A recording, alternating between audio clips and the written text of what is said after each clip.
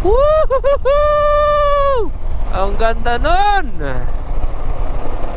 Grabe yun. Downhill, oh.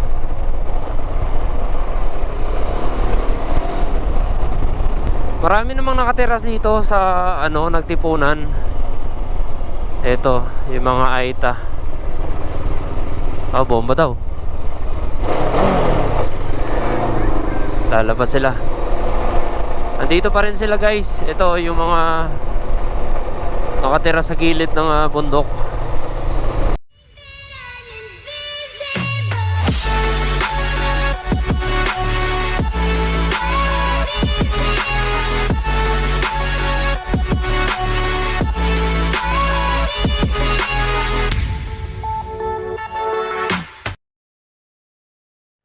Good morning mga ma'am sir, it's your boy Sir Troy and welcome to Santiago Isabela. So 7 AM, ayan 6:57 AM tayo ay mag-take off na papunta ng Baler checkpoint para sa ating last checkpoint ng ating Philippine Loop version 2. Ayan, at yung ating gulong sa loob ng 10,000, meron pa namang natitirang konti nasa gilid, napakakapal pa. Pero pwede na rin nating palitan ito kasi pudpud na.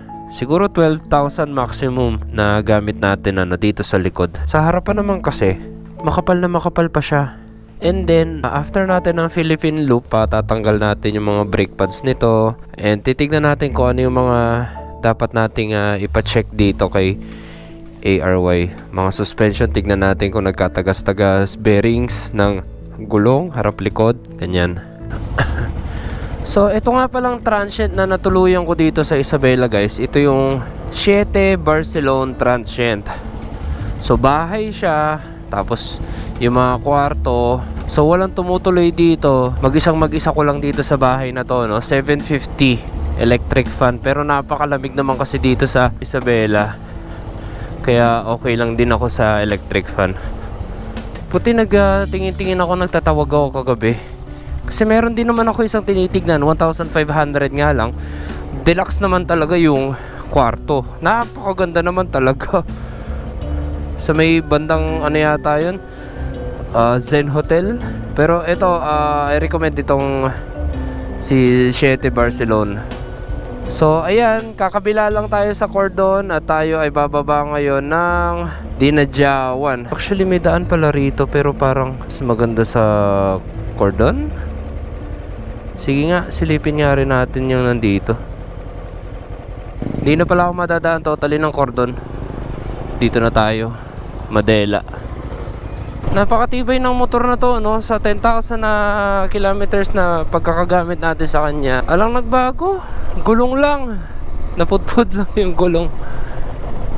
Pero pagdating sa transmission, ganun pa rin, ang crispy pa rin ang transition ng ganyang gear.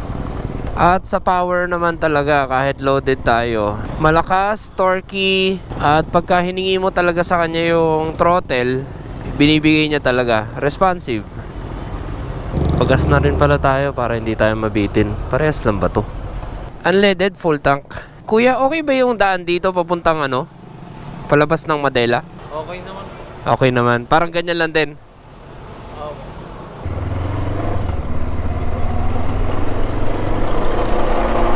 Bago tayo magtuloy-tuloy sa biyahe natin, thank you so much FKM Motorcycle Philippines for making this trip possible. And also sa mga supporting sponsors natin, Ride Manila para sa ating Cardo Spirit, Kriga Bags, sa Axor Helmets, Imprint Customs, and sa Stitch Soul para sa ating napakagandang shoes. Ating customized shoes, ayan. Kaya sa mga nabibitin sa height, para mas maabot nyo pa ng maganda-ganda yung inyong mga motor kung may kataasan, mas maganda itong Stitch Soul. Matibay sa paa, na experience ko dito, may tumilamsik na bato sa paa ko. Parang wala lang. Pero tingin ko kung ang sapatos na gamit ko yung malambot-lambot na konti, baka tinamaan talaga yung yung hilalaki. Oy, picture tayo dito sa lokal.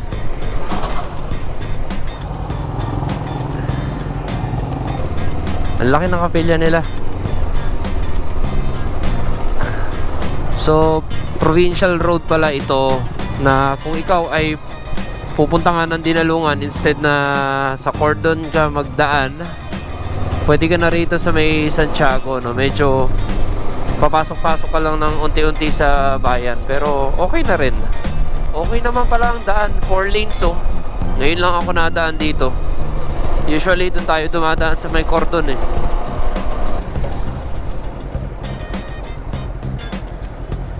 Maswerte pala talaga tayo kagabi na hindi na tayo tumuloy kasi umuulan pala dito sa may pagitan ng Sierra Madre na yan kagabi.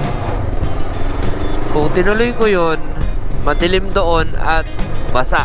At syempre, medyo delikado talaga yun. Aglipay. Ano ba ang Aglipay? Isabela o ano? Quirino? Ah, Quirino. Ito, laki ng kapilyo. Distrito siguro to. Difon. Okay, may kalabaw na naman dito. Quirino Experiment Station. May baka dito. Oh, dairy box. Tingnan natin kung anong ano doon. Open na kaya? Ay, close pa. Oh no. Ayun, may yogurt. Parang may nakikita akong cheese sa loob. Ang ganda naman nun. Sierra Madre oh.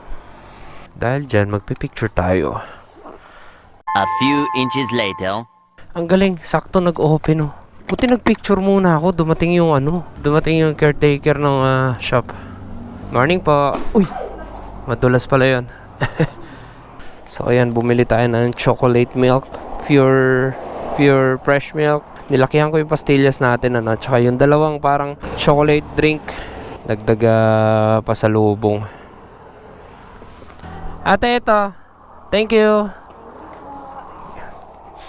Welcome sa bayan ng Madela.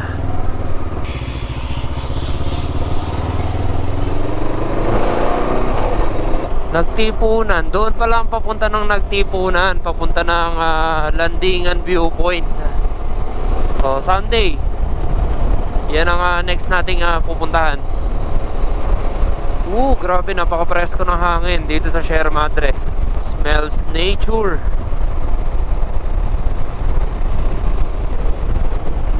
Wow, ang ganda ng tubig naman, green na green. Sarap naman liguan yan. Medyo makulimlim yata sa dadaanan natin Sana hindi uulan. Ang lamig dito. At ang ganda ng mga bundok. Welcome to Sierra Madre. Woohoo! Ang ganda nun. Grabe yun. Downhill oh.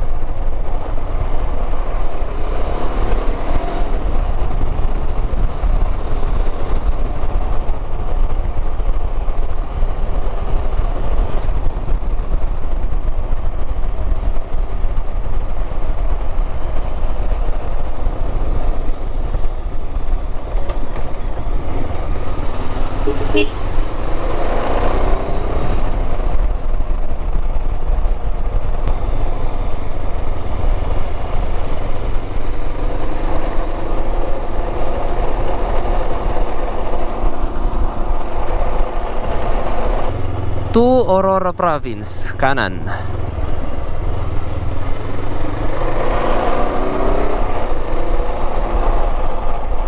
Ito yung bundok na manghang-mangha ako sa tulis eh. Grabe oh, may nakakapanik kaya dyan.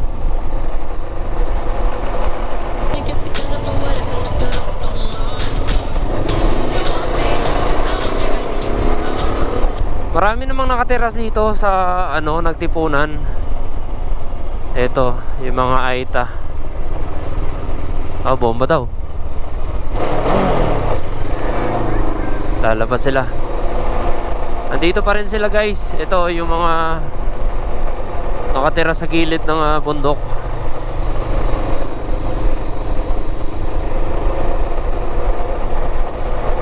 Buti ka mo sa pagitan ng mga bundok na to, pag bumabagyo, hindi sobrang lakas yung dinadanas nila pagdating sa hangin. Kasi napalibutan ng bundok yung lugar. Kahit pa paano nababawasan yung mga bagyo, yung mga lakas ng bagyo kapag dito tumatama sa lugar na to. Tulad nung yung bagyo na nasa summer tayo, may bagyo noon na tumama rito sa may Baler or bandang taas dito sa Isabela. Dito ramdam na ramdam yung lakas nun. Ang ganda, grabe, ang tahimik. Ang tahimik at ang sariwa ng hangin.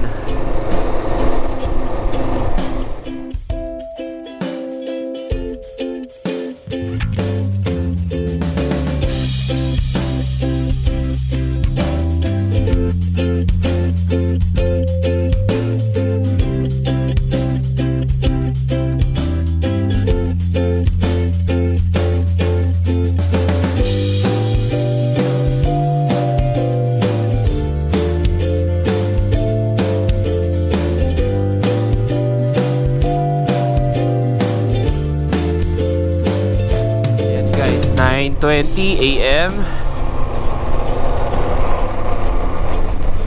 Umaambon. Good thing binigyan ako ni Axor Helmets ng pin lock para sa aking lens. Ito guys yung Axor Helmets na gamit natin. Napakaganda ng pin lock nito. Sakop na sakop yung buong lens nya.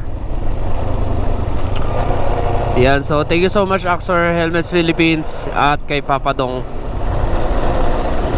At least kahit pa paano pagka umuulan at mafag, okay yung lens ko, hindi nagmo-moist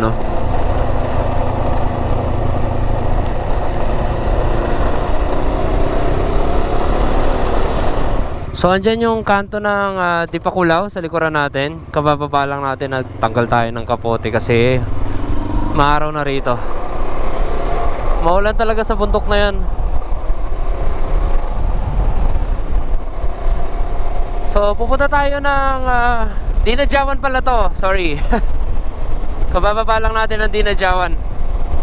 So pupunta tayo ng Dipakulaw muna dahil meron tayong kaibigan doon na ooperahan na lalagyan ng bakal yung kanyang braso kasi na-aksidente siya recently. So ngayong araw siya i-admit pero bukas pa ang kanyang operation. Ito ang bayan ng Dinadjawan.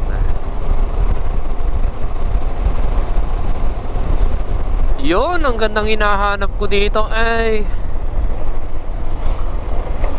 Salamat. Nagawa nilang gilid.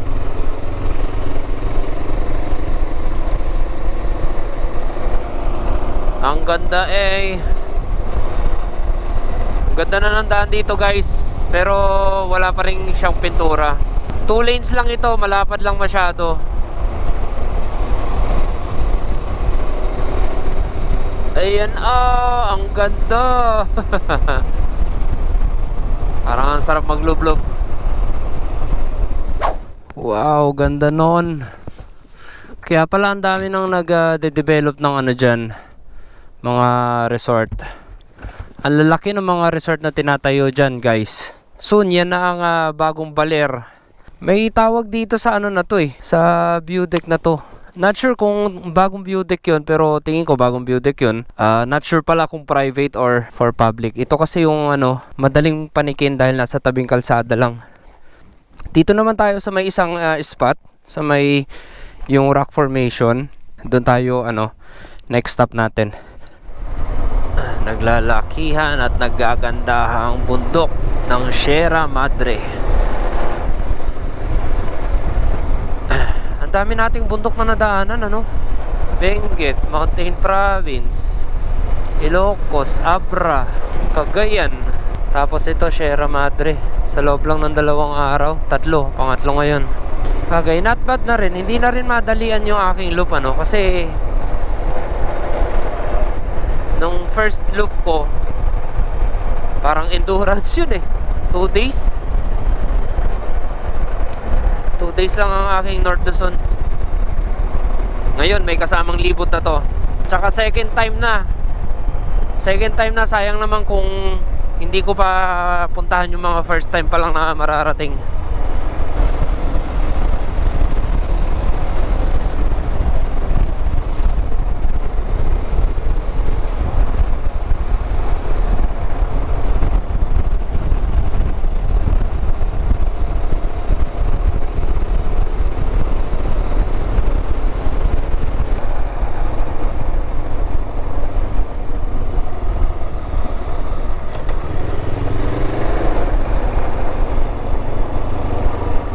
Grabe yun, oh, ang ganda.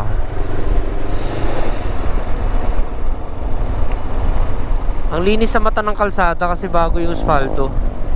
May pintura na rin.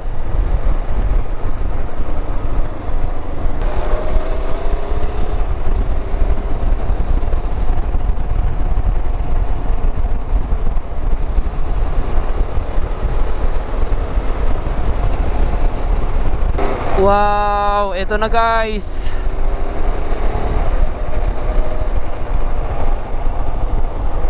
Di pa kulaw.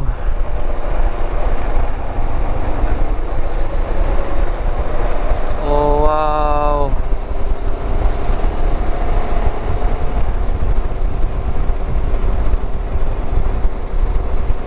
Ayun ang rock formation.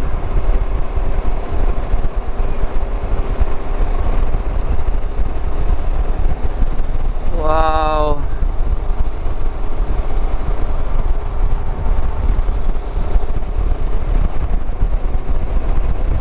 Ganda. Grabe yun. Sheesh.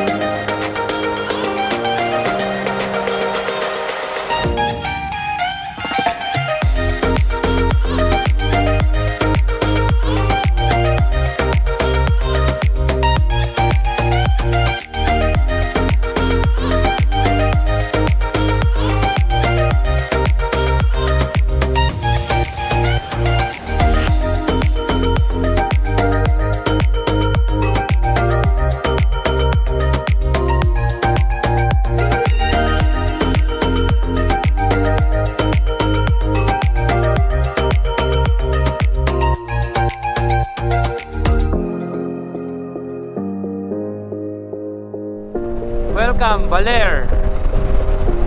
Yes, sir. Baler hits.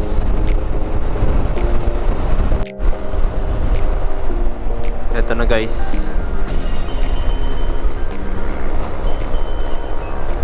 Aurora Memorial Hospital.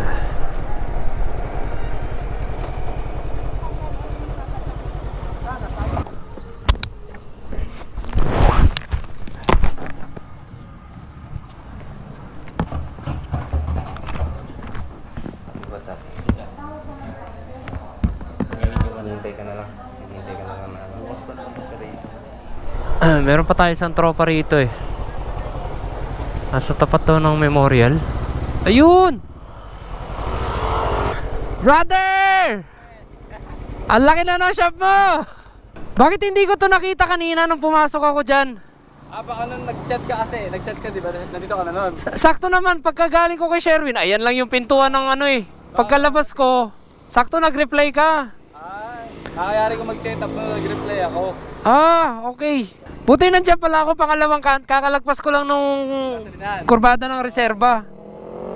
Eto guys, look for Kapekeze. Pag kayo ay nandito sa Baler, pwede naman kayo mag-message sa page nila. Okay, Brother Aldrin. Dati naka-NMAX lang si Brother. Content creator din siya ngayon. Ayan, papalago ng papalago, no? Sarap tambay dito. Paano? Thank you. Ingat ka, sir. Last checkpoint na tayo, guys. Baler signage.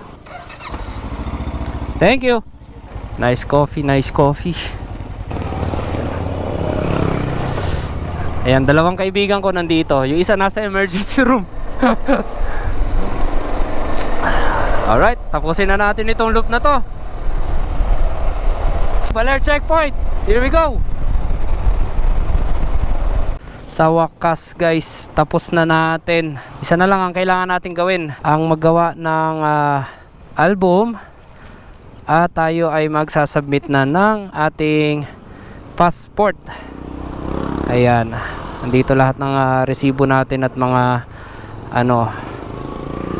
tickets. So magsasubmit na lang tayo ng album at maghihintay ng confirmation sa pagiging second conqueror. Ayan. So congrats in advance kasi na tayo, 2-time Philippine Loop conqueror. Pwede na tayong magpapahinga-pahinga. So yan, last checkpoint, Baler.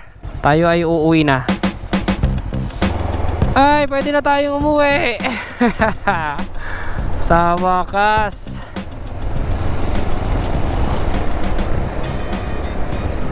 Makakapagpahinga na tayo ulit. So big thanks FKM Motorcycle Philippines para sa napakagandang bike na to. At syempre for making this trip possible. Sila ang ating main sponsor para sa ating second Philippine Loop. Sobrang sulit ng motor na to, guys. Sobrang daming napuntahan.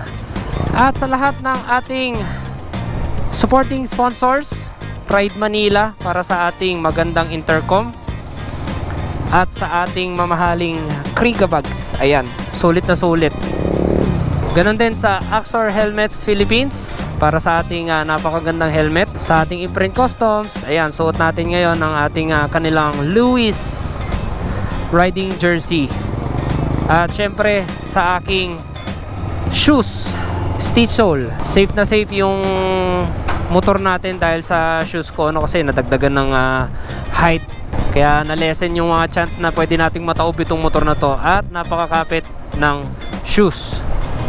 So maraming salamat sa inyong lahat sa pagsama sa ating Philippine Loop Adventure Tour. Sana ay nagustuhan ninyo at nakapulot kayo ng mga idea sa mga lugar at kung paano natin ito tatapusin ng mabilis, matipid, at the same time ay marami tayong mapupuntahan na mga lugar. So after nito gagawa tayo ng isa pang video. Bibigyan ko kayo ng idea, isasabay ko na yung first Philippine Loop natin kasi hindi ako nakagawa ng video na yun na idea ng magagastos ninyo sa Philippine Loop. Pero breakdown natin yan soon.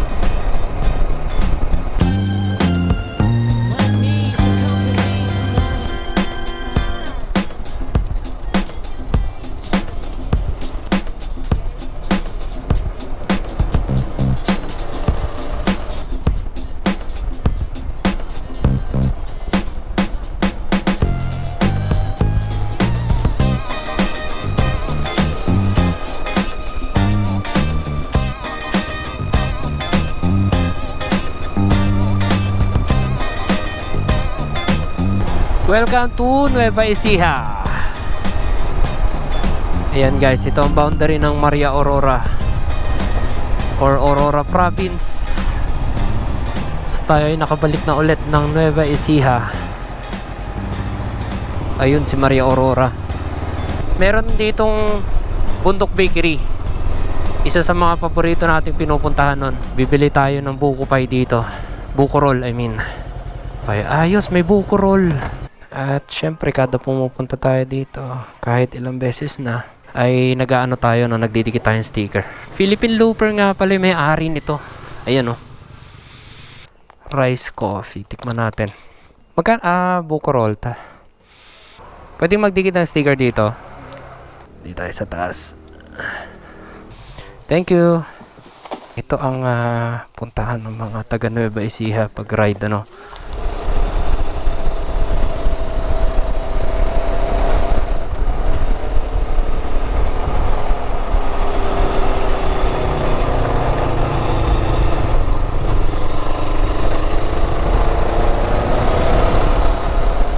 Welcome sa bayan ng Pantabangan.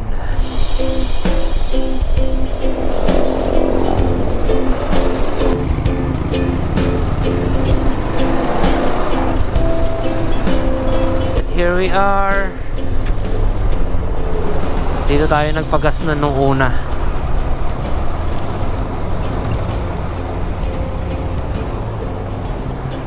Dito tayo sa may lilim. Sige, tawag dito. Kahit mga 300 lang. Ayan guys. Yan ang ating Philippine Loop version 2 2025. So maraming salamat sa inyong suporta. Ride safe sa inyo. And see you on my next one.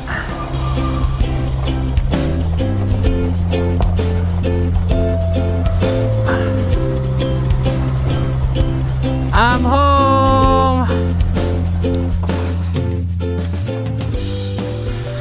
Whew. Dumi oh.